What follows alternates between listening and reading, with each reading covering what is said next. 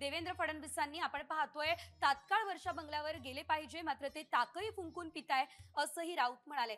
त्यांनी शिंदे सरकार अंधश्रद्धेतून तर फडणवीस ईव्हीएम घोटाळ्यामुळे मुख्यमंत्री झाले असा टोला सुद्धा या दरम्यान लगावला. मुख्यमंत्री कोणी झाला तर तो आधी पहिली धाव मारतो, धाव घेतो ती वर्षा बंगल्यावर. आतापर्यंतचा इतिहास आहे किंवा परंपरा आहे. पण आमचे मुख्यमंत्री जात नाही आहेत, ते जरा ताक फुंकून पितात वर्षा बंगल्याबाबतचं असं मला दिसतंय आणि ते आवश्यक आहे. सागर बंगला आणि वर्षामध्ये काय 5 पावलाचं अंतर आहे. काय ते सागर बंगला रामटेकला आहे आणि वर्षा बंगला लखनौला असं नाही ना. पण ठीक आहे, त्यांनी काही योजना ठरवली असेल, पण त्यांनी तात्काळ मुख्यमंत्र्यांनी वर्षा बंगल्यावर राहायला जायला पाहिजे. हे सरकार जे आहे, एकनाथ शिंदेचं जे आलं होतं, तेच अंधश्रद्धेतून आलेलं आहे. निर्माण झालं होतं एका अंधश्रद्धेतून.